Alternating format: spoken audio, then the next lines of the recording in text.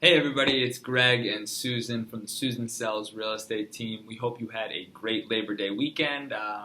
We did a little bit of celebrating for Susan's birthday over here, which was awesome. And we wanted to reach out to you at the end of the summer, kind of go over what we're seeing in the real estate market, as well as where we think it's heading, and kind of go over some of what you might be hearing, and tell you if we think it's true or not. So, without further ado, what do you think? What's happening with sellers right now?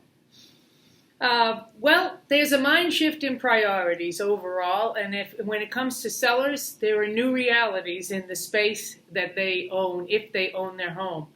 And of course, top on the list is where are prices? Prices are up. They're at an all-time high. I've never seen such a ramping up of prices in such a short period of time. So obviously, prices are up. Number two, demand. Demand from buyers is up tremendously. When you're a seller, the supply and demand ratio is the number one thing that will cause prices to continue to go up. If the supply of buyers is bigger than the number of homes for sale by a large ratio, which it is, there's a huge disparity. Number two, space is under pressure.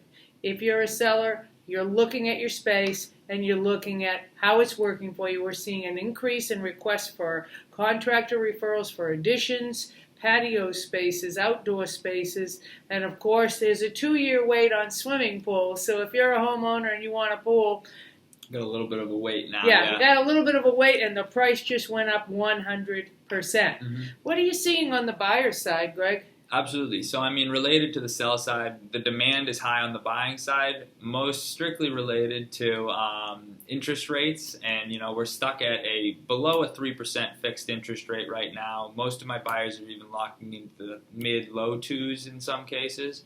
And so that's lower than it's ever been in history.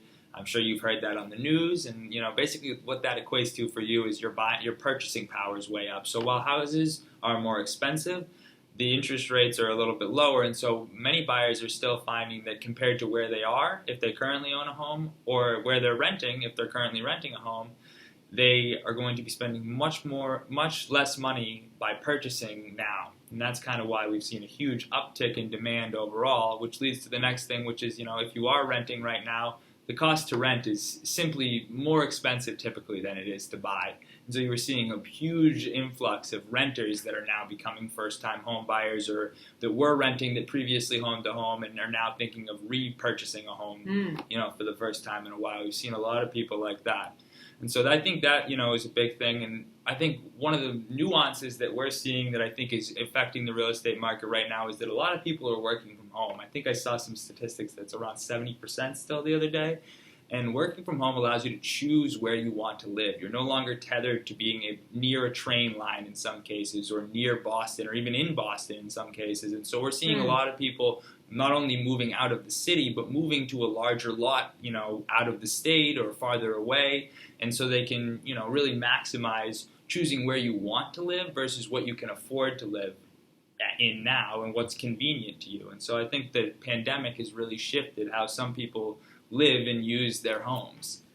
Yeah, conveniences have a completely different complexion today. They mean, the kids are at home going to school from home in many cases. So you need a space for them that you never needed. Play space was fine, but school space wasn't at home. It is today. It's a reality.